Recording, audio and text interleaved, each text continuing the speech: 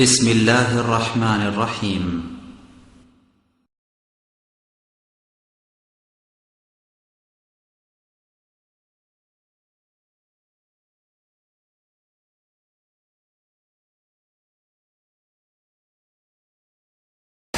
إن الحمد لله نحمده ونستعينه من يهده الله فلا مضل له ومن يضلل فلا هادي له وأشهد أن لا إله إلا الله وحده لا شريك له وأشهد أن محمدا عبده ورسوله أما بعد فإن خير الحديث كتاب الله وخير الهدى هدى محمد صلى الله عليه وسلم وشر الأمور محدثتها وكل محدثة بدعة وكل بدعة ضلالة وكل ضلالة في النار أعوذ بالله من الشيطان الرجيم عليه توكلت وإليه أنيب ومن يتوكل على الله فهو حسبه عن أبي هريرة رضي الله تعالى عنه قال قال رسول الله صلى الله عليه وسلم يدخلون الجنة من أمتي 70,000 بغير حساب ولا عذاب الذين لا يسترقون ولا يتطيرون وعلى الذين يتوكلون وفي رواية وهم يتوكلون على الله رواه البخاري ومسلم عن أبي بكر رضي الله تعالى عنه قال قلت للنبي صلى الله عليه وسلم وأنا في الغار لو نظر أحدهم تحت قدميه لأبصرنا فقال رسول الله صلى الله عليه وسلم يا أبا بكر ما ظنك باثنين والله ثالثهما رواه البخاري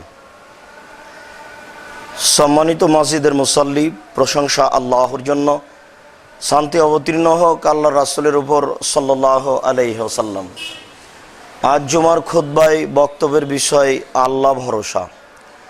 আল্লাহর উপরে ভরসা করা সম্পর্কে এক গুরুত্বপূর্ণ তথ্যবহল বিবরণের চেষ্টা করব ইনশাআল্লাহুল আজিজ।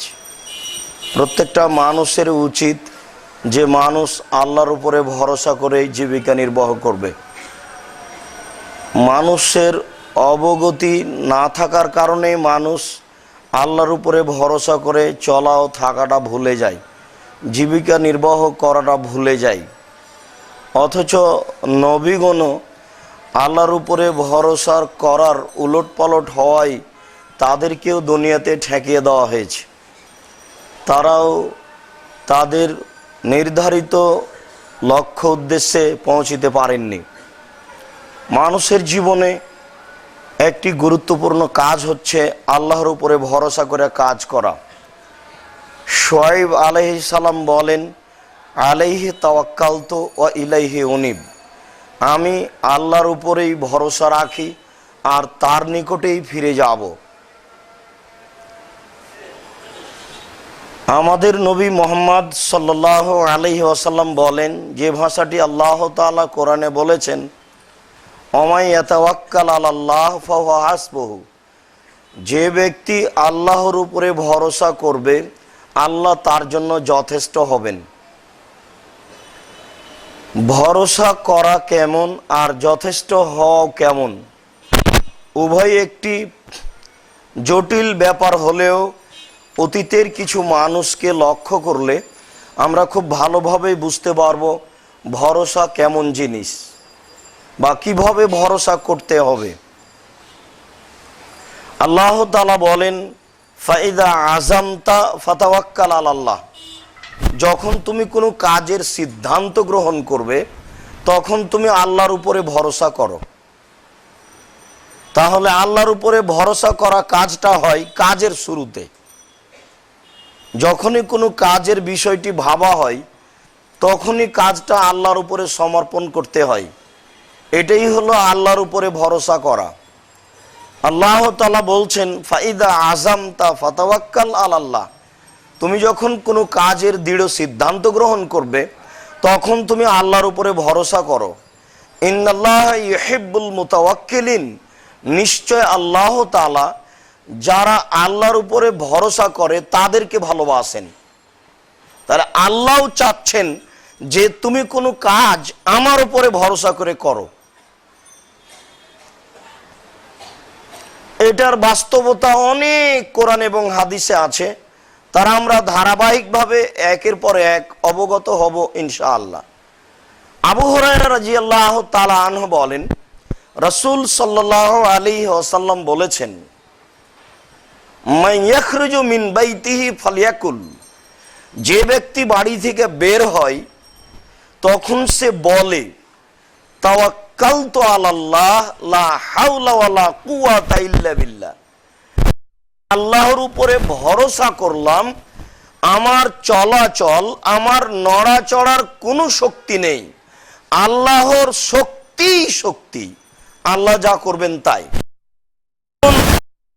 ও অন্যান্য শয়তান তাকে বলে যে কুফিতাও হুদিতাও, যাক তোমাকে রক্ষা করা হলো, পথ দেখানো হলো, তোমাকে বাঁচিয়ে নেওয়া হলো। তাওয়াক্কালতু আলাল্লাহ বলে তখন শয়তান বলে, আহা তুমি তো বেঁচে গেলে। তখন এই কথা না বললে তার চলাচল এখন শয়তানের উপরে থাকে, এই কথা বললেই শয়তান তখন ঠেকে গেল। এটা তো আপনি তো শয়তানকে দেখতে পান না, জোর করে তো ঠেকাতে পারবেন না। আর উমারের মতো ঈমানও নয় যে শয়তান কাছে আসবে না, যদি যে উমারও শয়তানকে দেখতে পেতেন না, কেননা শয়তান জিন, ও হচ্ছে আগুনের তৈরি, ফেরেশতা হচ্ছেন নূরের তৈরি, আর মানুষ হচ্ছে মাটির তৈরি।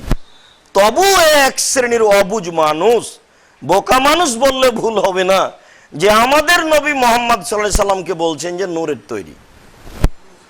তো জিবরাইল আলাইহিস সালাম হলেন নূরের তৈরি, তার বিবাহ লাগে না, তার খাওয়া লাগে না, চলাচল লাগে না, তাকে দেখা যায় না। আর মুহাম্মদ সাল্লাল্লাহু আলাইহি সাল্লামের চলাচল লাগে, খাওয়া পড়া লাগে, আহাল পরিবার লাগে, স্ত্রী পরিবার লাগে, সবকিছুই লাগে। আর এমনিতেই বহু জায়গাতে আল্লাহ তাআলা বলছেন যে আমি তোমাদেরকে মাটি থেকে সৃষ্টি করেছি, আর আদম বলছেন যে আমি হচ্ছি তোমাদের মতোই মানুষ। এর পরেও যখন জিবরাইল আলাইহিস সালাম আমাদের নবীকে প্রথম আকাশে নিয়ে গেলেন, তখন জিবরাইল আলাইহিস সালাম আমাদের নবীকে বলছেন যে ইনি যে বসে আছেন ইনি হচ্ছেন আদম, ও আবুকা ফাসাল্লাম আলাইহি, ইনি আপনার পিতা, আপনি তাকে সালাম দেন। তখন আমাদের নবী পিতাকে সম্মান করে আগিয়ে গেলেন, গিয়ে বলছেন যে আসসালামু আলাইকুম ইয়া আবি, ও আমার আব্বা আপনাকে সালাম। তখন আদম আলাইহিস সালাম বলছেন যে ওয়া আলাইকা সালাম ইবনি সালেহ নবী সালেহ, ও আমার সৎ ছেলে, ও সৎ নবী, তোমাকেও সালাম। ইনি বলছেন আব্বা আর উনি বলছেন ছেলে, তো একেবারে নগদ বাপ বেটা। এর পরেও কি করে হতে পারে যে আদম মাটির তৈরি আর মোহাম্মদ নূরের তৈরি? যারা শুনছে বুঝছে, এদেরও ঠিক ওইরকমই, ঠিক ওই যে আপনার গোলাপ শাহের মাজারে সবকিছু পাওয়া যায়, এরকমই হয়ে যাচ্ছে এদের বুঝ। আর যারা বলছে তাদের হিসাব ওই পুথির গানের মতো। কেউ কেন বুঝতে চায় না পুথির গান মানে? বহুদিনই শুনেছেন, 6 মাসের রাস্তা মর্দ 6 দিনে গেল, ঘোড়ায় চড়িয়া মর্দ হাঁটিয়া চলিল, এগুলো হলো পুথির গান। তো পুথির গান আর ওইসব কথার মধ্যে কোনো পার্থক্য নেই। এর পরেও এক শ্রেণীর মানুষ বুঝে না। সপ্তম আকাশে গিয়ে জিবরাইল আলাইহিস সালাম বলছেন যে হোয়া ইব্রাহিম হোয়া আবুকা ফাসাল্লাম আলাইহি, ইনি হচ্ছেন ইব্রাহিম, ইনি আপনার পিতা, আপনি তাকে সালাম দেন। তাহলে আমাদের নবীকে জিবরাইল বলছেন যে উনি সম্মানী মানুষ, আপনি আগিয়ে গিয়ে সালাম দেন। তখন উনি আগিয়ে গিয়ে বলছেন যে আসসালামু আলাইকুম ইয়া আবি, ও আমার আব্বা আপনাকে সালাম। একবার হুবাহু একই ভাষা, যেটা আদমের জন্য সেটা ইব্রাহিম আলাইহিস সালাম। ইব্রাহিম একই ভাষায় বলছেন যে ওয়ালাইকা সালাম ইয়া ইবনি সালেহ ওয়ান নবিয়্যুস সালেহ, ও আমার সৎ ছেলে ও সৎ নবী, তোমাকেও সালাম। এর পরেও মুহাম্মদ সাল্লাল্লাহু আলাইহি সাল্লাম কি করে নূরের নবী হলেন, নূরের তৈরি হলেন? আর মুহাম্মদকে সৃষ্টি না করলে পৃথিবী সৃষ্টি করা হতো না। অহেতুক কথা। এদেশের মাটিতে মানুষ রচিত হাদিস প্রায় 3 লক্ষ আছে, লক্ষ লক্ষ মিথ্যা তাফসির আছে, তার এই কথাগুলি হচ্ছে মানুষ রচিত কথা। হজ করতে আমাদের নবী গেলেন মাদিনা থেকে মক্কা, আর এরা বলছে যে হজ করতে গিয়ে মক্কা থেকে মদিনার মসজিদে গিয়ে 8 দিন থাকতে হবে, 40 ওয়াক্ত নামাজ পড়তে হবে। কত বড় বদ! যদি মদিনাতেই হজের কিছু থাকে তো মুহাম্মদ সাল্লাল্লাহু আলাইহি সাল্লাম তার আহল পরিবার নিয়ে এত কষ্ট করে চলে গেলেন কেন মক্কা? মদিনাতে হজের কিছুই নেই, রাসূলের কবর জিয়ারত করতে হবে এভাবে নবী বলেননি। আপনার বাপের কবর জিয়ারত করেন। কবরের পাশে গেলে কবরবাসীর জন্য দোয়া করতে হয়, এটা হলো শরীয়ত। তিনি বলেছেন যে ইবাদতের জন্য 3টি মসজিদে যাওয়া যায়, হেতুই হজ করতে গিয়ে যদি সময় থাকে তাহলে আপনি মসজিদে নববী দেখার জন্য ওখানে 2 রাকাত সালাত আদায়ের জন্য যেতে পারেন। 3টি মসজিদে ইবাদতের জন্য যাওয়া যায়, তার একটি মসজিদ হচ্ছে মসজিদি আজা, আমার এই মসজিদে নববী, আর একটা হচ্ছে বাইতুল মুকাদ্দাস, আর একটা হচ্ছে কাবা ঘর। কিন্তু হজের কোনো অংশ ওখানে নেই। এইসব অবুঝ মানুষ লাগিয়ে দিয়েছে যারা মোহাম্মদ নূরের তৈরি। কবরের পাশে গেলে উনি কবর থেকে বের হয়ে সালাম দিবেন হাত বের করে। ইলিয়াসকে বললেন যে তুমি কেন এখানে এসেছ, তুমি ইন্ডিয়া ভারত চলে যাও, স্বপ্নে যা দেখবে সেটাই শরীয়ত। মালফুজাতে ইলিয়াসের পরিকল্পনাই শরীয়ত, আর ওই পরিকল্পনাতে এখন লক্ষ লক্ষ মানুষ হবে। পেশাব পায়খানার জায়গায় হলো পবিত্র। মানুষ ধর্মের ব্যাপারে এমন অবুঝ হয়ে যায়, একেবারে অন্ধ, বুঝতে চায় না, মনে হচ্ছে সব ছুটে আসছে পাগলের মতো হয়ে।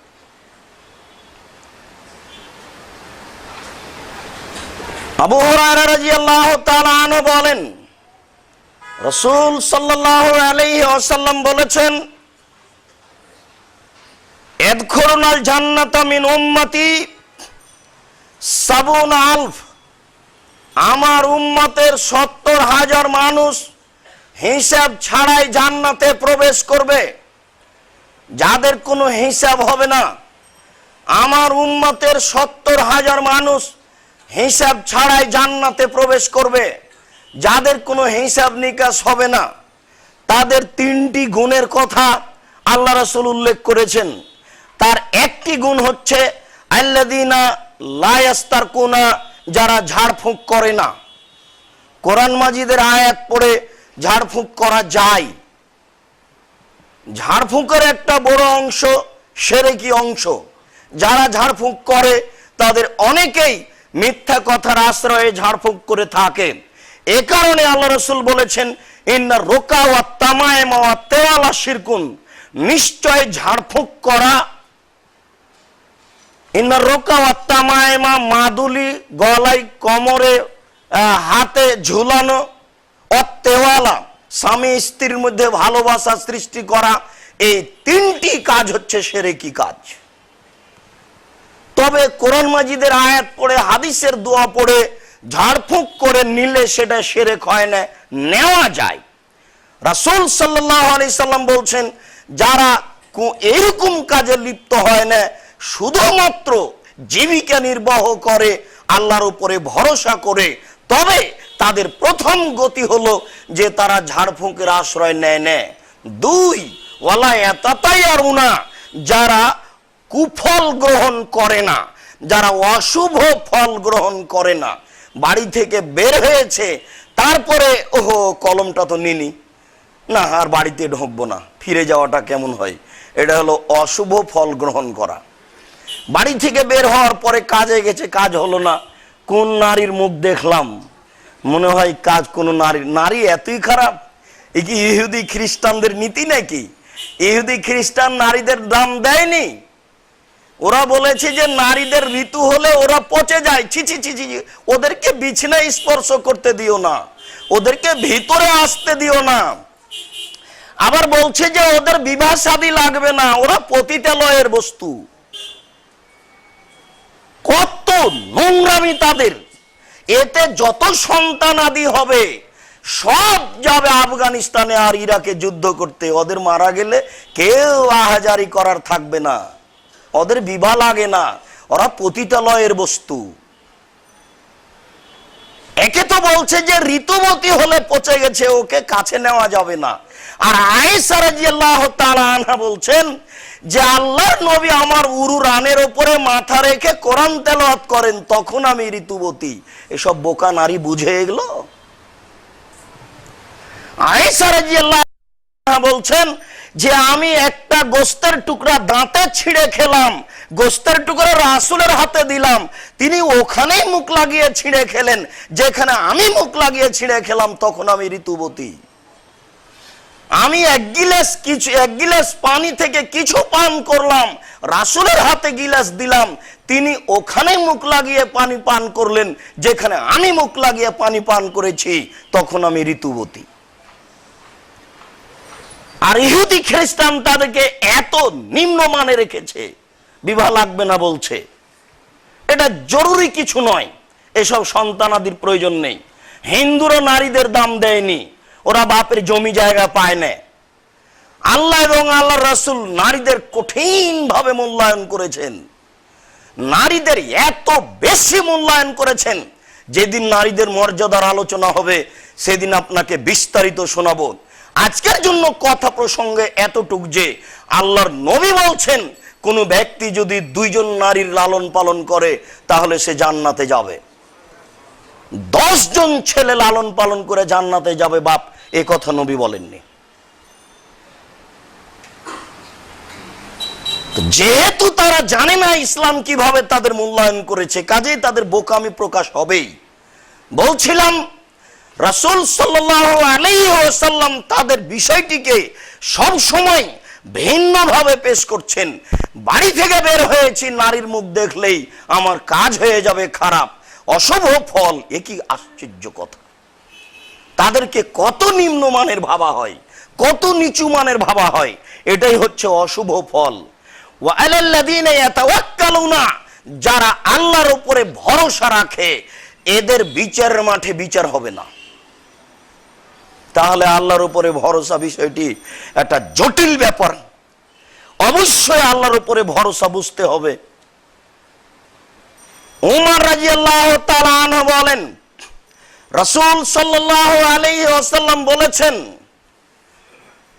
ইন্নাকুম তাতাওয়াক্কালুনা লাউ আন্নাকুম তাতাওয়াক্কালুনা আলাল্লাহি হাক্কা তাওয়াক্কুলিহি, তোমরা যদি সত্যিকারী আল্লাহর উপরে ভরসা রাখো।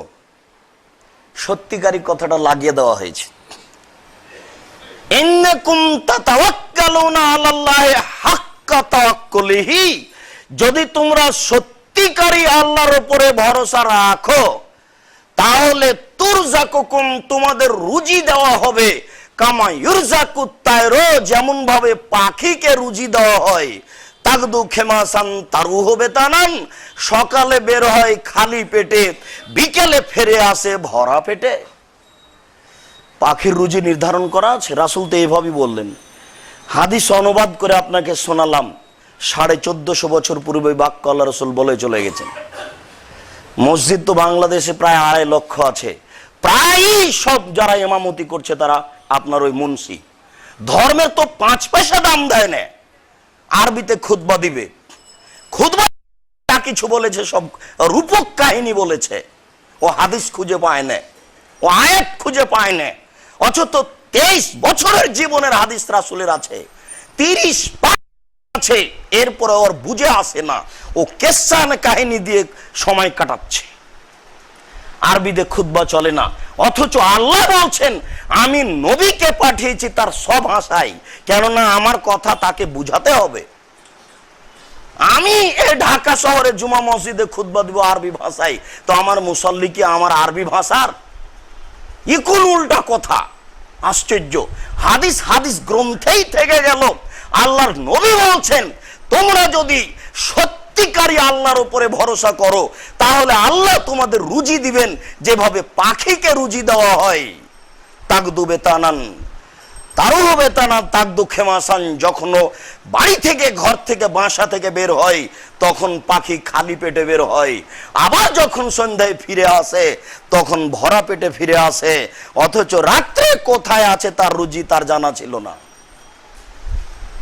তো পাখির যদি রুজি হয় আপনারও হবে, তো আমার ভরসাই কমে গেছে, তাই তো আমি সুদের ব্যাংক থেকে উঠে আসতে পারছি না। আব্দুর রাজ্জাক সাহেব সেই তো আহাল পরিবার নিয়ে ব্যাংকে চাকরি করি, 40,000 টাকা বেতন, ছেড়ে দিলে তো 1 টাকাও পাওয়া যাবে না, কেমনি জীবিকা নির্বাহ করব, খুব ভাবছি কি করা যায়। কোর্টের চাকরি, হাইকোর্ট জজ কোর্টের চাকরি বিশাল ব্যাপার, একজন জজ সম্মানিত মানুষ, এত বেতন, এখানে মানুষ রচিত আইনে ফতোয়া দিতে হয়, লিখতে হয়, বলতে হয়, আল্লাহর বিধানকে উপেক্ষা করে কথা বলতে হয়। ঠিকই তিনি তাহাজ্জুদ পড়ছেন, কিন্তু ভরসার অভাব ঘটে গেছে, এটা নিশ্চিত ভরসার অভাব আছে। দুনিয়া তো সংকীর্ণতা আসবে রুজিতে, যার যত ঈমান বেশি হবে তার বালা তত বেশি হবে, তাহলে আপনার ভরসা কি? বালা সমস্যা তো আসবেই, যার যত ঈমান বেশি হবে তার সমস্যা তত বেশি হবে, এ কথা রাসূল বারবার বললেন। এরপরে আপনার আল্লাহর উপরে ভরসা কমে গেছে বলেই আহল পরিবার নিয়ে দুশ্চিন্তা করো, তো আপনি হারাম রুজি উপার্জন করতে একটুকু দ্বিধা করেন না। বিশ্বাস করুন, রুজিকে এইভাবে দাম দিয়ে চলিয়েন না। আমি আপনাকে নিশ্চিত ঘটনা বলতে পারছি না, তবে ইমাম আহমদ ইবনে হাম্বলের জীবনীতে লেখা আছে, এই জন্য কথাটা এসেছে আপনাকে বলছি। ইমাম আহমদ ইবনে হাম্বল রাহিমাহুল্লাহ একজন পৃথিবীর উচ্চ শিক্ষিত মানুষ, 10 লক্ষ হাদিসের হাফেজ। ওনার জীবনীতে লেখা আছে যে 3 দিন বাড়িতে খাওয়ার ছিল না, তিনি কোথা থেকে আটা কিনে বা কর্জ করে নিয়ে আসলেন, নিয়ে এসে স্ত্রীকে বললেন রুটি বানিয়ে নিয়ে আসো, স্ত্রী তাড়াতাড়ি রুটি বানিয়ে নিয়ে আসলেন। এরপরে তিনি হাত রেখেছেন রুটি নিবেন, তারপরে বলছেন কি ব্যাপার তুমি এত তাড়াতাড়ি রুটি বানিয়ে নিয়ে আসলে, বুঝলাম না। তখন স্ত্রী বলছেন দেখেন আমাদের চুলাটা 3 দিন থেকে জ্বলে না, এই 3 দিন থেকে জ্বলে না এমন চুলা জ্বালাতে সময় লাগবে। তো ভাবলাম আপনি ক্ষুধার্ত মানুষ, দেরি হবে, তো বড় ছেলে সলেহ তার বাড়ি থেকে রুটি বানিয়ে নিয়ে আসলাম। তখন চট করে হাতখান উঠিয়ে নিয়ে ইমাম আহমদ ইবনে হাম্বল রাহিমাহুল্লাহ বলছেন শোনো, সলেহ সরকারি চাকরি করে, সরকারি চাকরির টাকা দিয়ে রুটি সিদ্ধ করা আছে, এই রুটি আহমদ খাবে না। ঘটনা যদি সত্যি হয় তো আহমদকে জান্নাত খুঁজতে হবে না জান্নাত আহমদকে খুঁজবে? আহমদকে জান্নাত খোঁজা লাগবে না, জান্নাতই খুঁজবে, আহমদ কোথায়? এরই নাম ভরসা। ভরসায় কোথায় ত্রুটি হয়ে যাচ্ছে, অবশ্যই ত্রুটি হচ্ছে, নইলে আমার এত অন্যায় অবিচার আমি মেনে নিচ্ছি কেন? এইভাবে অবৈধ রুজি উপার্জন করাটা মেনে নিচ্ছি কেন? ভরসায় অবশ্যই ত্রুটি রয়েছে, এটাই দেখুন কিছু ভরসা। ফেরাউনের স্ত্রী বলছে দুনিয়া থেকেই, ফেরাউনের স্ত্রী আসিয়া দুনিয়া থেকেই বলছে রব্বি ইবনিলি ইনদাকা বাইতিন ফিল জান্নাহ ওয়ানাজ্জিনি মিন ফিরআউন ওয়া আমালিহি ওয়ানাজ্জিনি মিনাল কওমিজ জালিমিন। আমি ফেরাউনের পক্ষ থেকে বিশাল পাথর বুকে রেখে এই বালুর উপরে পড়ে তোমার দরবারে বলছি তুমি আমার জন্য তোমার জান্নাতে তোমার পাশে একটি ঘর নির্মাণ করো। তুমি আমাকে স্বৈরাচারী স্বেচ্ছাচারী ফেরাউন এবং তার এই নোংরা কর্ম এবং তার স্বৈরাচারী জনগণের অন্যায় অবিচার থেকে তুমি আমাকে রক্ষা করো। এখান থেকে বলছে যে তুমি আমার জন্য একটা ঘর বানাও। এর নাম ভরসা। সাহস কত, দাবি কেমন, তুমি আমার জন্য একটা ঘর বানাও তোমার পাশে। কই এই কথা তো বলছেন না যে আমাকে দুনিয়াতে কিছু দাও, বলছে আমার জন্য তুমি একটা তোমার পাশে ঘর বানাও, আর এদের থেকে আমাকে রক্ষা করো, মানে আর আমি এখানে থাকতে চাই না, ওই ঘরে চলে যাব। ইনি হচ্ছেন আসিয়া। রাসূল সাল্লাল্লাহু আলাইহি সাল্লাম বলছেন যে পুরুষেরাই বড় বড় মর্যাদা লাভ করেছে, নারীরা তেমন বড় মর্যাদা লাভ করেনি। জাহান্নাম বলতে নারীকে বুঝায়, জাহান্নাম বলতে নারীকে বুঝায়। কিছু পুরুষ থাকবে, জাহান্নাম বলতে শুধু নারী আর নারী, জাহান্নাম বলতে শুধু নারী আর নারী, কিছু পুরুষ দেখা যাবে। রাসূল সাল্লাল্লাহু আলাইহি সাল্লাম বলছেন যে বহু পুরুষই বড় বড় মর্যাদা লাভ করেছে, নারীরা নয়, তবে মাত্র 3 জন। এই 3 জন কথাটা বলে বলছেন যে ইমরাত ফেরাউন, ফেরাউনের স্ত্রী আসিয়া, ও বিনতে ইমরান, ইমরানের মেয়ে মারিয়াম, ঈসা আলাইহিস সালামের মা, ও ফাজলু আয়েশা আলা সাইরিন নিসায়ে কাফাজলিস সারিদে আলা সাইরিত তামে। আয়েশার সম্মান পৃথিবীর সকল নারীর উপরে, সারিদ খাদ্য যেমন দামি খাদ্য, সকল খাদ্যের উপরে। তিনি এইভাবে তাদের দুনিয়াতে পৃথক মর্যাদা উল্লেখ করেছেন। মারিয়ামকে আমরা বিভিন্ন ভাবে জানি, তবে এতটুক মারিয়ামের কথা আমরা আজকের জন্য পেশ করতে পারি। মারিয়াম বলছে আউযু বির-রহমান ইন কুনতা তাকিয়া। মারিয়াম গোসল করার জন্য একটা ঘরে ঢুকেছেন। সাধারণত নগ্ন অবস্থায় গোসলখানা ঘেরা থাকলে গোসল করা যায়, পরনে কাপড় না থাকা অবস্থায়। তিনি গোসলখানায় গোসলের জন্য প্রবেশ করেছেন, এমত অবস্থায় জিবরাইল আলাইহিস সালাম সেখানে ঢুকে গেছেন। আল্লাহ তাআলা বলছেন ফাতামাসসালা লাহা বাশারান সাবিয়্যা। জিবরাইল আলাইহিস সালাম একজন হৃষ্টপুষ্ট, খুব সুন্দর বলিষ্ঠ যুবক, মাথার চুলগুলি কোঁকড়া কোঁকড়া, আশ্চর্য ধরনের রূপ নিয়ে ভিতরে ঢুকে গেছে। তখন তিনি বলছেন, কে তুমি? আমি রহমানের কাছে আশ্রয় চাই, তুমি যদি পরহেজগার হও। তার মানে তোমার অন্যায়ের ক্ষতি থাকলে আমি হয়তো বা বাঁচবো না, তবে আমি প্রথমে রহমানের কাছে আশ্রয় চাচ্ছি, এরপরে তোমাকে বলছি তুমি আল্লাহকে ভয় করো। আমি আগে আল্লাহর কাছে, রহমানের কাছে আশ্রয় চাচ্ছি। তিনি তার রহমান শব্দটা মুখে বের করেছেন। তিনি ভেবেছেন যে বিপদে আল্লাহ বলার চেয়ে রহমান বললে বেশি দয়া হবে, অথচ নবীগণ রহমান বলেননি, আল্লাহই বলেছে। মারিয়ামের বিষয়টি একেবারেই ভিন্ন। মারিয়াম দাখালা আলাইহা জাকারিয়াল মেহরাবা। জাকারিয়া তার খালু, তার ইবাদতের জায়গাতে ঢুকলেন। ওয়াজাদাহা রিজকান, তার কাছে পেয়ে গেলেন শীতের দিনে রাজশাহীর ফজলি আম।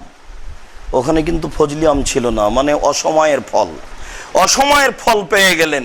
তখন তিনি বলছেন আন্নালাকে হাজা মারিয়াম, এগুলি কোথা থেকে এসেছে? তখন মারিয়াম বলছে হাজা হুয়া মিন ইনদিল্লাহ, এগুলি আল্লাহর পক্ষ থেকে এসেছে। ইন্নাল্লাহা ইয়ারযুকু মান ইয়াশা বিগাইরি হিসাব। আল্লাহ তাআলা ইচ্ছা করলেন বিনা হিসাবে রুজি দেন যাকে ইচ্ছে। আল্লাহ তাআলা ইচ্ছা করলেই বিনা হিসাবে রুজি দেন যাকে ইচ্ছে। এ দেখেন মারিয়ামের ভরসা। এরপরেও সময়ে মারিয়াম চিন্তিত হন। যখন মারিয়ামকে বলা হলো যে তোমার সন্তান জন্ম নেবে, তখন মারিয়াম বলছেন যে আন্না ইয়াকুনু লি গোলাম ওয়ালাম ইয়ামসাসনি বাশার ওয়ালাম আকু বাগিয়া। আপনি বলেন কি আমার সন্তান হবে? মানে আমার বিবাহ হয়নি, আমি খারাপ নারী নই, আমার সন্তান হতে পারে কি করে? বিবাহ হতে গেলে, সন্তান হতে গেলে বিবাহ হতে হবে, নইলে অবৈধ সম্পর্ক জড়াতে হবে। আমার বিবাহ হয়নি, আমি খারাপ নারীও নই, আমার সন্তান কি করে হতে পারে? তখন জিবরাইল আলাইহিস সালাম বলছেন তোমার প্রতিপালক বলছেন যে পিতা ছাড়া সন্তান সৃষ্টি করা আমার কাছে বড় কিছু নয়। এই কথা বলতে বলতেই সন্তান প্রসবের সময় চলে আসলো। তিনি ঘর থেকে বের হয়ে ওই বাইতুল মুকাদ্দাসের পাশে একটি খেজুর গাছের নিচে গেলেন। খেজুর গাছের নিচে গিয়ে বলছেন যে কুনতু কাবলা হাজা নাসিয়াম মানসিয়া। হায় হায়, আমার সন্তান হওয়ার পূর্বে যদি আমি একেবারেই মিটিয়ে যেতাম, কেউ পৃথিবীতে জানতো না মারিয়ামকে। আমি এই ছেলেকে জাতিকে কি দিয়ে বুঝাবো? জাতি যে বুঝবে না, আমি জাতিকে কি দিয়ে বুঝাবো এটা আমার সন্তান? জাতি বুঝবে এ নারী ভালো নয়, এই সন্তান প্রসবের পূর্বেই কুনতু নাসিয়াম মানসিয়া, একেবারে আমি মিটে যেতাম, কেউ আমাকে চিনতো না, কেউ আমাকে বুঝতো না। এই তিনি আকাঙ্ক্ষা পেশ করছেন দুঃখ করে আল্লাহর দরবারে। তখন আল্লাহ বলছেন, চিন্তা করছো কেন? চিন্তা করো না। হুজ্জি এলাইকে বেজিজির নাখলাতে তুসাকে তালাইকে রতাবান জানিয়ে, যে খেজুর গাছের পাশে বাচ্চা প্রসব হচ্ছে, সেই খেজুর গাছের একটা ডাল ধরে একটু টান দাও, একটু টান দিলেই তোমার উপরে টাটকা খেজুর ঝরঝর করে ঝরে পড়বে। আল্লাহ ভরসা। আল্লাহ বলছেন, চিন্তা করো কেন? হুজ্জি এলাইকে বেজিজির নাখলাতে তুসাকে তালাইকে রতাবান জানিয়ে, একটু খেজুর গাছের ডাল ধরে টান দাও, তাহলে ঝরঝর করে খেজুর গাছ থেকে খেজুর ঝরে পড়বে তোমার পাশে। খেজুর গাছে খেজুর আছে কিনা সেটা পরের কথা, আল্লাহই কথা বলছে। মারিয়াম, আল্লাহ ভরসা। আলা আসহাবু মূসা, মূসা আলাইহিস সালামের সঙ্গী সাথী বললেন, আলা আসহাবু মূসা, মূসা আলাইহিস সালামের সঙ্গী সাথী বললেন, ইন্না লামুদরাকুন, নিশ্চয় আমরা বন্দী। ফেরাউনকে বলা হলো, মূসা আলাইহিস সালামকে বলা হলো, হাবিব নাজ্জার বলল, ফেরাউন আপনাকে মানার জন্য প্রস্তুতি নিয়েছে, আপনি বের হয়ে যান। মূসা আলাইহিস সালাম দুই একজন সাথী নিয়ে বের হয়ে চলে যাচ্ছেন। ওইদিকে ফেরাউন ধাওয়া করে আসছে, সামনে সাগর, ডানে বামে পিছনে ফেরাউন এবং তার সঙ্গী সাথী, সামনে কুলজুম নদী। নীল নদে ফেরাউন ডুবেছে এ কথা ঠিক নয়, কুলজুম সাগরে ফেরাউন ডুবেছে এ কথা ঠিক। ইতিহাস সব জায়গাতে ভুল করেছে। এখন যেমন তোমার 30,000 30 লক্ষ হয়েছে, তেমনি সব জায়গাতে এরকমই। ইতিহাস সব জায়গাতে উলট পালট হয়ে থেকেছে। তো কুলজুম নদীতেও ডুবে গেছে ফেরাউন। তখন সঙ্গী সাথী বলছেন, আমরা বন্দী। তখন মূসা আলাইহিস সালাম বলছেন, কাল্লা, কখনো নহে, অসম্ভব, হতে পারে না, ফেরাউন আমাকে ধরতে পারে না। কাল্লা, কখনো নহে, অসম্ভব, হতে পারে না, ফেরাউন আমাকে ধরতে পারে না। ইন্না মাইয়া রব্বি, আমার সাথে আমার প্রতিপালক রয়েছেন। ইন্না মাইয়া রব্বি, আমার সাথে আমার প্রতিপালক রয়েছেন। সায়াহদিনী, তিনি আমাকে পথ দেখাবেন। মূসা আলাইহিস সালাম বললেন, আমার প্রতিপালক। মারিয়াম বললেন, রহমানের কাছে আশ্রয় নিচ্ছি। আর মূসা আলাইহিস সালাম বলছেন, নিশ্চয় আমার সাথে আমার প্রতিপালক রয়েছেন, তিনি আমাকে পথ দেখাবেন। এই কথা বলতে না বলতেই আল্লাহ বলছেন, ফাওয়াহাইনা ইলা মূসা, আমি মূসাকে বললাম যে আনিজরিব আসাকা আল বাহারা, তোমার লাঠি দিয়ে সাগরে একটু মারো। আমি সাগরের উপরে লাঠি দিয়ে মারলাম, ফান ফালাকা, সাগর ফেটে রাস্তা রাস্তা হয়ে গেল। ফাকানা কুল্লু ফিরকিন কাত্তাউদিল আজিম, আর এক একটা এই পানির পাহাড় ছিল, বিশাল উঁচু উঁচু। সাগরের পানির যেখানে যত গভীরতা বেশি, পাহাড়ের উঁচুতা তত বেশি। যেখানে পানির গভীরতা 1 কিলোমিটার, সেখানে পানির পাহাড়ের উঁচুতা 1 কিলোমিটার। যেখানে পানির গভীরতা 50 কিলোমিটার, সেখানে পানির পাহাড়ের উঁচুতা 50 কিলোমিটার। আল্লাহ তাআলা বলছেন, বিশাল উঁচু হয়ে পানির পাহাড় দাঁড়িয়ে থাকলো। মূসা আলাইহিস সালাম পায়ে হেঁটে চলে গেলেন। আর যখন ফেরাউন তাকে দেখে আগালো, এবার ও মাঝামাঝি দিয়ে গেলে সাগরের পানি জমা হয়ে গেল, ফেরাউন ডুবে গেল। ফেরাউন ডুবে যাওয়ার সময় বলেছিল, আমি মূসার রবকে মেনে নিলাম। তো আল্লাহ বলছেন, এখন হবে না, যে সময়ের আগে হতো, এখন নয়। ফেরাউনের ঈমান গ্রহণ করা হয়নি। এই সময়তে ফেরাউন মূসার রবকে মেনে নেওয়ার কথা বলেছিল। আমাদের নবী মুহাম্মদ সাল্লাল্লাহু আলাইহি সাল্লামকে যখন এই আবু জাহাল, আবু লাহাব মারার সিদ্ধান্ত নিল, তখন আমাদের নবীও বের হয়ে গেলেন একটু। আবু বকর সিদ্দিক রাদিয়াল্লাহু তাআলা আনহু একদিন বের হয়ে যাচ্ছিলেন। তখন আল্লাহ রাসূল বললেন যে, আবু বকর একটু থামেন, আমাকেও যেতে বলা হবে। সেদিন থেকে আবু বকর রাদিয়াল্লাহু তাআলা আনহু দরজায় হিলান দিয়ে দাঁড়িয়ে থাকছিলেন। এসব ঘটনা একেবারে মিথ্যে। সেদিন থেকে আবু বকর সিদ্দিক রাদিয়াল্লাহু তাআলা আনহু 2টে উট রেডি করে রাখছিলেন, কোন সময় আল্লাহ রাসূল আমাকে বলতে পারেন। এখানে হাদিসে এসেছে যে দুইটা উট রেডি করে রাখছিলেন। আয়েশা রাদিয়াল্লাহু তাআলা আনহা বলছেন যে আল্লাহ রাসূল আমাদের বাড়িতে সকালে সন্ধ্যা আসতেন, সকালে সন্ধ্যা আসতেন, সকালে সন্ধ্যা আসতেন। হঠাৎ একদিন দুপুরের সময়তে এসেছেন, যেই সময়তে মানুষজন রাস্তা নেই, ঢুকে বলছেন মেয়ে দুটি কে? আবু বকর সিদ্দিক বলছেন ইবনায়া বিনতায়া, এ দুটি আমার মেয়ে। তখন আল্লাহ রাসূল বলছেন ওদের একটু সরে যেতে বলেন। তখন আবু বকর সিদ্দিক বলছেন সরে যেতে হবে না, কি বলছেন বলেন? আমি যা আমার মেয়েও তাই। কি বলতে চাইলেন এখানে? আপনি আমাকে যেই কথা বলছেন সেই কথা আমার মেয়েকে বলছেন 19-20 হবে না, দেহে শ্বাস থাকাকালীন। মানে আমি আবু বকর যা আমার মেয়েও তাই। আপনি আমাকে গোপন কথা বলবেন সেই জন্য সরে যেতে বলছেন তো? তখন আবু বকর সিদ্দিক বলছেন সরে যাওয়া লাগবে না, আপনি বলেন কি বলছেন। ঢোকে বলছেন ওই দুটি কে? ওরা দুটি আমার মেয়ে। বলে ওদের একটু সরে যেতে বলেন। যে না সরে যাওয়া লাগবে না। আবু বকর সিদ্দিক নাকচ করে দিলেন আমার মেয়েদেরকে সরে যেতে হবে না, আপনি বলেন কি বলছেন।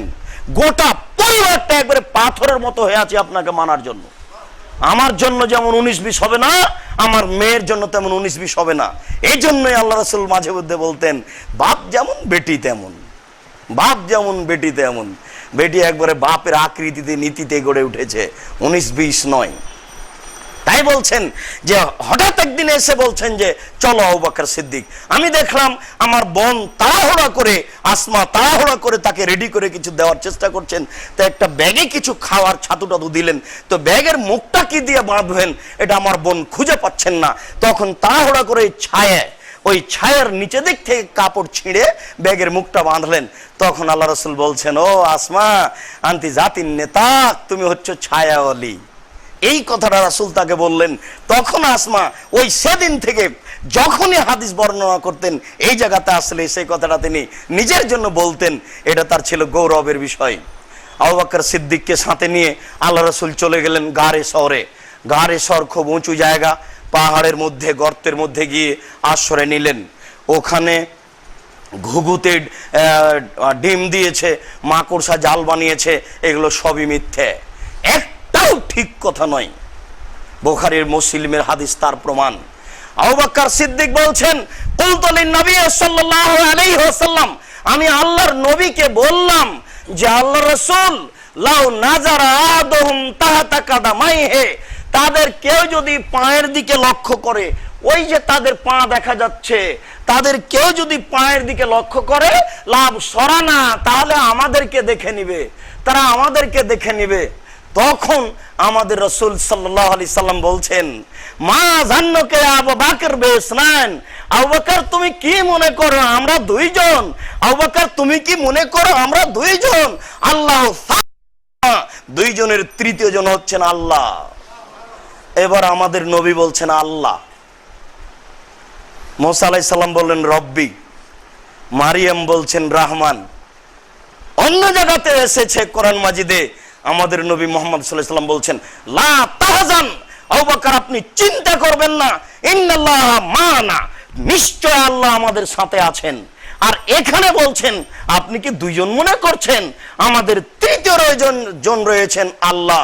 আপনি আল্লাহর উপরে ভরসা করেন, নিরাশা হবেন না। ভরসা আপনার সামনে পেশ করছি, ভরসায় ত্রুটি হলে আপনার কাজ ভালো হবে না, কাজে আপনি সফল হতে পারবেন না। ওই সুলাইমান আলাইহিস সালাম বলেছিলেন যে আমার 100 জন স্ত্রী আছে, অন্য বর্ণনায় এসেছে 300 জন স্ত্রী আর 700 জন দাসী, 1000 জন নারী, এদের সাথে আমি এক রাতে মিলবো, এতে আমার সন্তান হবে এতজন, আমি তাদেরকে নিয়ে শত্রুদের বিরুদ্ধে লড়বো।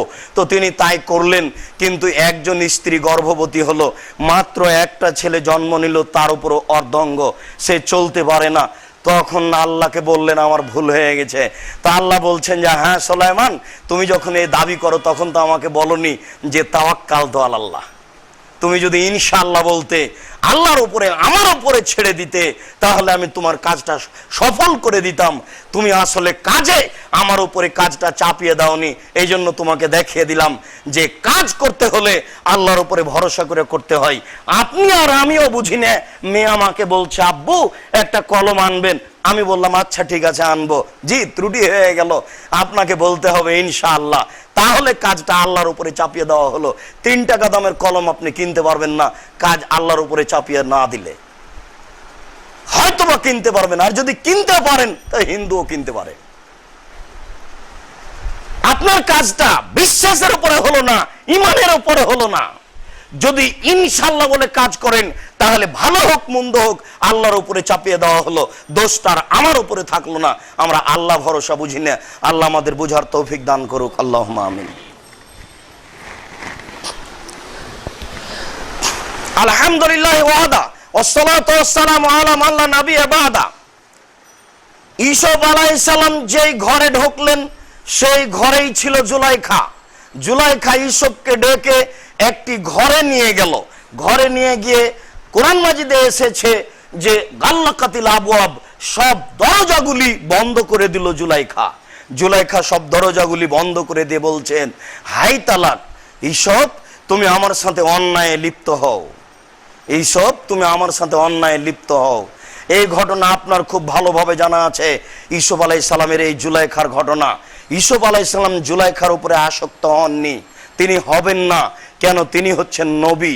আল্লাহ বহু জায়গাতে বলেছেন যে ইউসুফ আমার একনিষ্ঠ একমুখী কাজে ইউসুফ কোন নারীর প্রতি আসক্ত হবেন এ কথা ঠিক নয়, বরং ইউসুফের রূপ চেহারা দেখে জুলাইখাই পরিবর্তন হয়েছিল। পরিবর্তনের কথাটা যখন সমাজে ছড়িয়ে গেল, তখন জুলাইখা বলল, থামো, দেশের মেয়েদেরকে আমি ঠেকাচ্ছি, তোমরা আমার বদনাম করো। তো দেশের বুদ্ধিমতী মেয়েদেরকে ডাকা হলো, ডেকে সবার হাতে একটা ফল আর একটা চাকু দেওয়া হলো, দিয়ে বলে এই তোমরা রেডি হয়ে থাকো।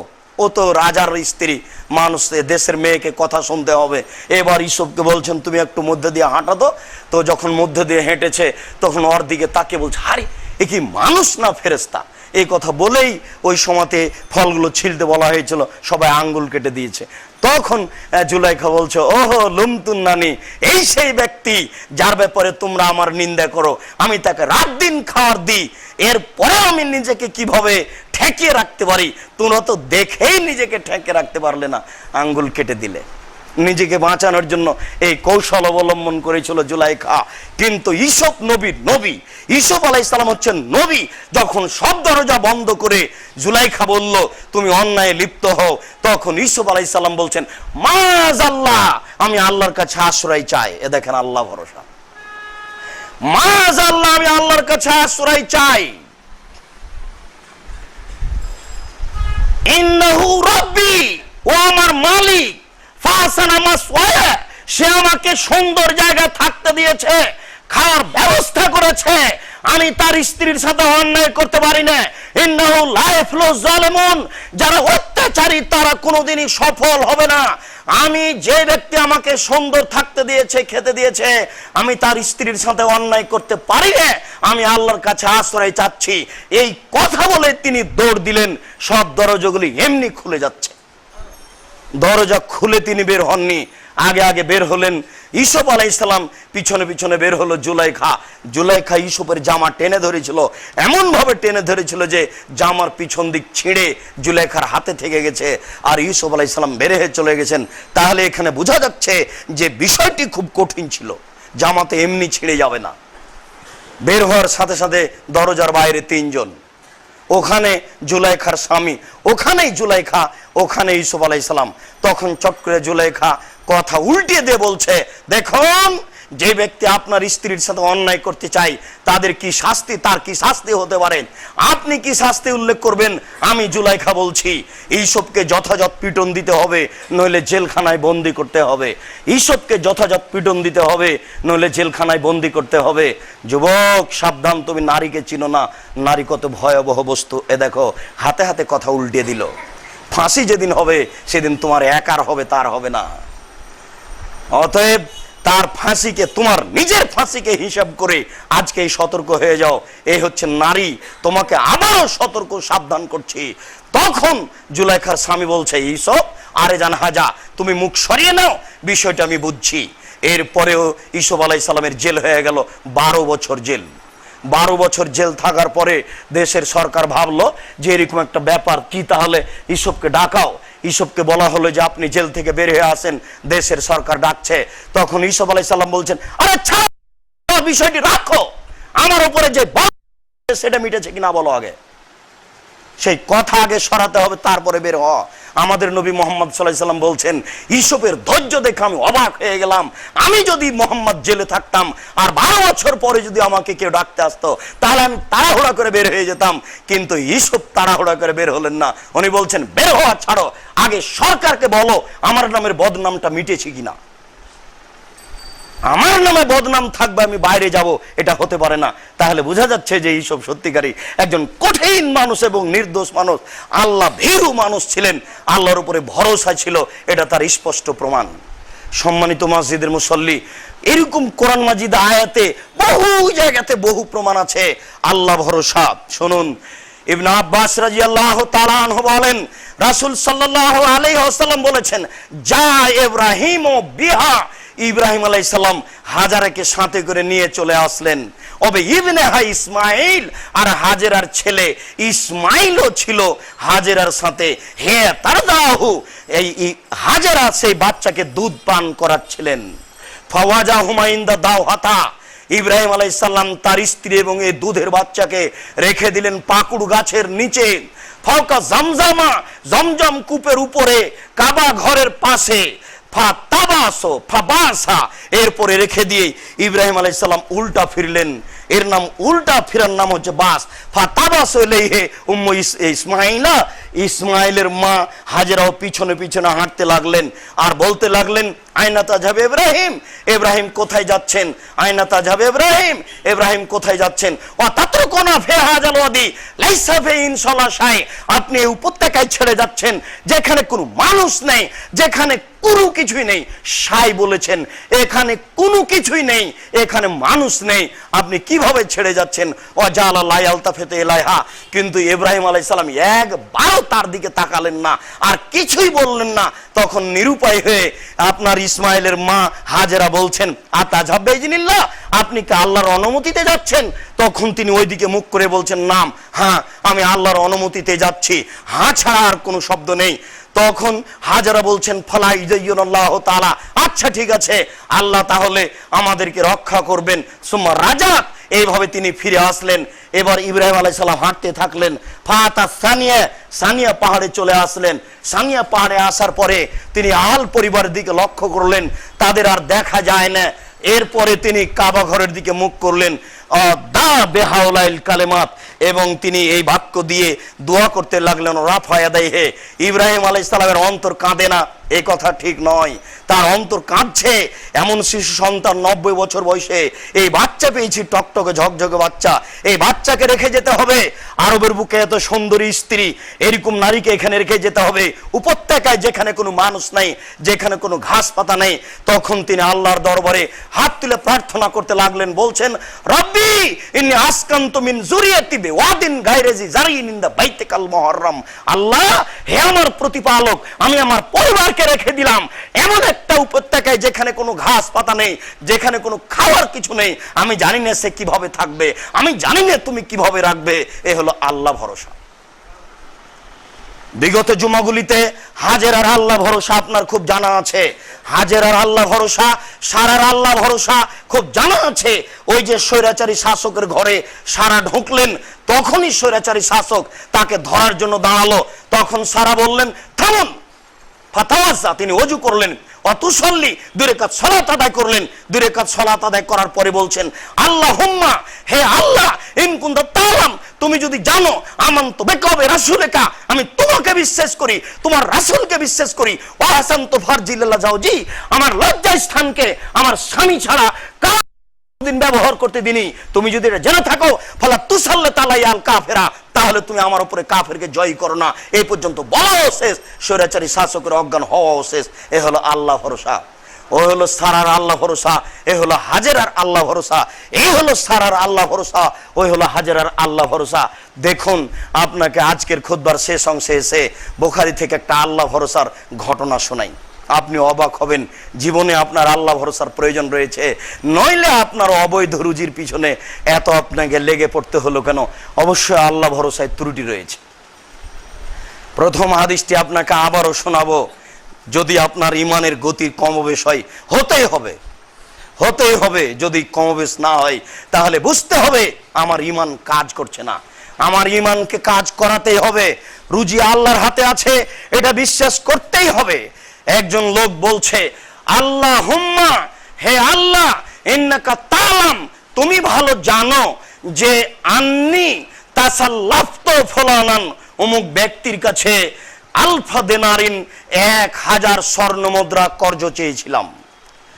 একদিন সাগরের পাড়ে একদিন সাগরের ধারে এক ব্যক্তি আল্লাহকে ডেকে বলছে, হে আল্লাহ, তুমি জানো আমি অমুক ব্যক্তির কাছে 1000 স্বর্ণ মুদ্রা কর্জ চেয়েছিলাম। ফাসালানি কাফিলান, তখন সে আমাকে বলেছিল 1000 স্বর্ণ মুদ্রা দিব, তবে আপনি একটা জিম্মেদার নিয়ে আসেন। জিম্মেদার এসে আমার সামনে বলবে যে 3 মাসের মধ্যে আপনি টাকা না দিতে পারলে জিম্মেদার দিবে। এটা আপনি লোক নিয়েছেন, আপনাকে আমি 1000 স্বর্ণ মুদ্রা দিব। তখন লোকটি বলল, কাফা বিল্লাহি কাফিলান, আরে আমি কোথায় জিম্মেদার খুঁজতে যাব, আল্লাহ জিম্মেদার। ফারাজিয়া বেকা, আমি সাগরের পাড়ে তোমার ধারে বলছি, তোমার নিকটে বলছি সাগরের পাড়ে। সেই লোক কিন্তু মেনে নিয়েছিল। আচ্ছা ঠিক আছে, আল্লাহ যেহেতু জিম্মেদার আপনি বলছেন, আমি মেনে নিলাম। ফাসালানি শাহিদান, তখন তারপরে আবার বলল, আচ্ছা ঠিক আছে, একটা সাক্ষী নিয়ে আসেন। আপনাকে যে আমি 1000 স্বর্ণ মুদ্রা দিব, তো একটা সাক্ষীর ব্যাপার। টাকা কর্জ দিতে হলে সাক্ষী রাখতে হয়, মান সম্মান টিকুক আর না টিকুক, সাক্ষী ছাড়া টাকা পয়সা কর্জ দেওয়া ঠিক নয়। তো ঠিক আছে, সাক্ষী নিয়ে আসো। তখন আমি বলেছিলাম, কাফা বিল্লাহি শাহিদান, আমি এখন কোথায় সাক্ষী খুঁজতে যাব, আল্লাহ সাক্ষীর জন্য যথেষ্ট। ফারাজিয়া বেকা, সে লোকটা রাজি হয়ে গিয়ে আজকে আমাকে 1000 স্বর্ণ মুদ্রা দিয়ে দিয়েছে, 1000 স্বর্ণ মুদ্রা দিয়ে দিয়েছিল। এখন আজকে নির্ধারিত সময়, আজকে টাকা পৌঁছাতে হবে। আমি খুব চেষ্টা করলাম, ফাওয়াজাত্তু মারকাবান, কোনো যানবাহন পেলাম না, নৌকা নেই, স্টিমার নেই, পার হওয়ার কোনো পথঘাট নেই। এখন কি করি? ফাস্তাওদেও কাহা, আমি এই টাকাটি তোমার কাছে জমা রেখে দিলাম। কেন? তোমাকেই বলেছিলাম যে তুমি জিম্মেদার, তোমার ব্যাপারে বলেছিলাম যে তুমি সাক্ষী। আমি তো আজকে টাকা দিতে চাচ্ছি, কিন্তু যানবাহন নেই, যে আমি কি করে যাব, কাজেই টাকাটি তোমার কাছে রেখে দিলাম। এই কথা বলে একটা কাঠকে ছিদ্র করে কাঠের ভিতরে টাকা ঢুকিয়ে একটা পত্র ঢুকিয়ে উপরে মম দিয়ে লাগিয়ে দিয়ে ফের রামা ফিল বাহারে, ও সাগরে ফেলে দিল। সাগরে ফেলে দিয়ে বলল যে আমি তোমার কাছে রাখলাম। দেখেন, মনে হচ্ছে যে আল্লাহর সাথে হুবাহু কথা হচ্ছে। নেন, আপনার কাছে রেখে দিলাম। কিভাবে কি করবেন দেখেন। নির্ধারিত সময়ে কর্জদাতা আসলো ঘাটে এসে দেখছে সে লোক নেই, স্টিমার নৌকা থেকে নামলো না।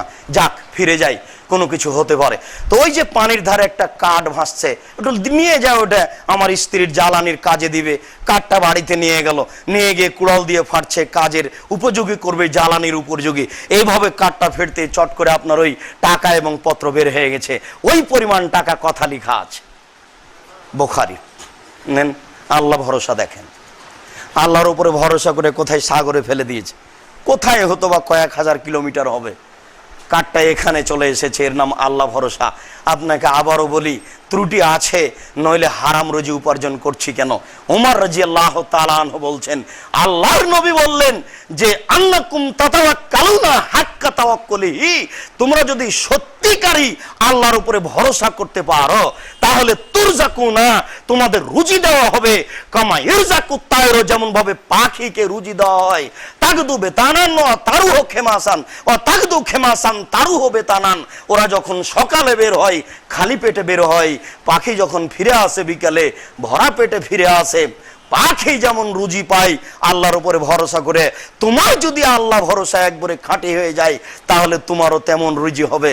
মসজিদের সকল মুসল্লিকে বিষয়টি ভাবার জন্য অনুরোধ করছি, আমার মুসলিম বোনকে ভাবার জন্য অনুরোধ করছি। স্বামীকে অন্যায় উপার্জনের উপরে বাধ্য করবেন না, বরং তাকে ন্যায় বৈধ উপার্জনের উপরে সহযোগিতা করবেন। আল্লাহ ভরসা করে সংসার পরিচালনা করার চেষ্টা করবেন।